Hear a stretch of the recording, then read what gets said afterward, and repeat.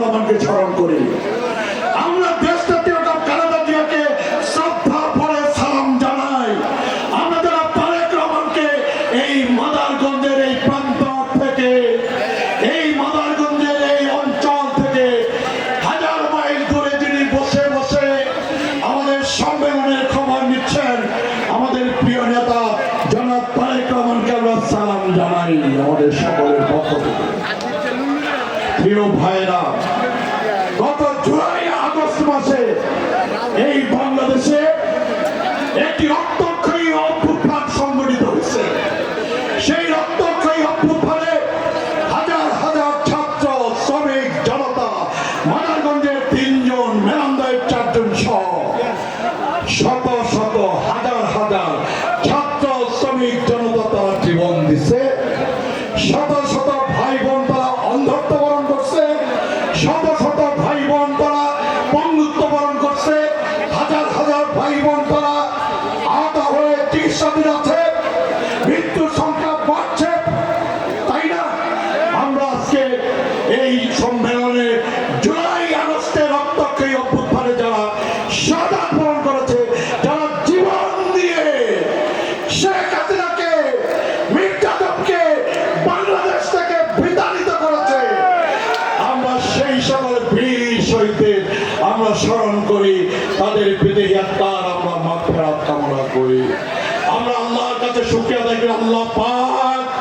আল্লাহ পাকের খাস মেহেরবানি, আল্লাহ পাকের খাস রহমতে আমাদের প্রিয় নেত্রী দেশনেত্রী বেগম খালেদা জিয়া অনেকটা সুস্থতা লাভ করে বাংলাদেশে, নিজের দেশে, নিজের ঘরে, নিজের পরিবারে আবার ফিরে আসবার সুযোগ পেয়েছেন। তার জন্য আল্লাহ পাকের দরবারে অশেষ অশেষ শুকরিয়া, তাই না?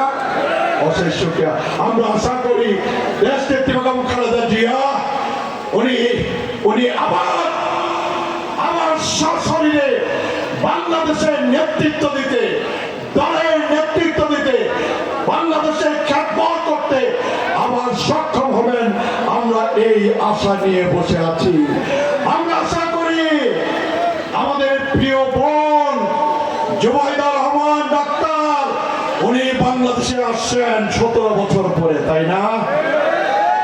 আমরা কি আশা নিয়ে বসে নাই যে আমাদের প্রিয় নেতা জনাব তারেক রহমান স্বল্প সময়ের মধ্যে উনিও বাংলাদেশে আসবেন, উনিও বাংলাদেশের দেশের খেদমত, দলের খেদমত, আমাদের খেদমতে সশরীরে আত্মনিয়োগ করবেন? আমরা কি আশা নিয়ে বসে আছি না? আমরা আশা নিয়ে বসে আছি। ইনশাআল্লাহ স্বল্পতম সময়ের মধ্যে আমাদের নেতা, বাংলাদেশের নেতা, জনগণের নেতা, দক্ষ যোগ্য মেধাবী স্বপ্নপুরুষ, বাংলাদেশের স্বপ্নপুরুষ আমাদের প্রিয় ভাই, প্রিয় নেতা জনাব তারেক রহমান স্বল্পতম সময়ের মধ্যেই বাংলাদেশে উনি আসবেন, সেই আশা নিয়ে আমরা বসে আছি। প্রিয় ভাইয়েরা, প্রিয় বোনেরা, বক্তব্য শেষ করব।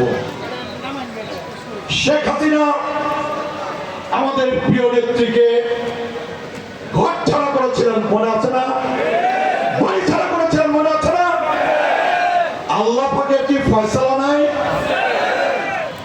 যে শেখ হাসিনা অন্যায়ভাবে আমাদের প্রিয় নেত্রীকে মিথ্যা বানোয়াট মামলা দিয়ে, সাজা দিয়ে, চিকিৎসা থেকে বঞ্চিত করে কারাগারে বছরের পর বছর আটকে রেখে মৃত্যুমুখে ঠেলে দিছিল?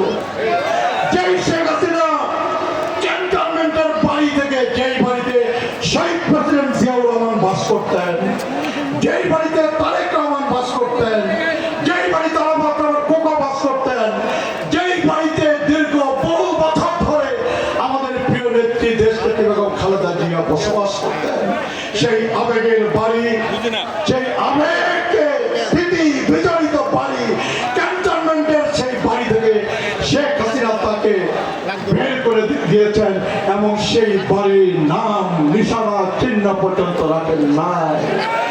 আজকে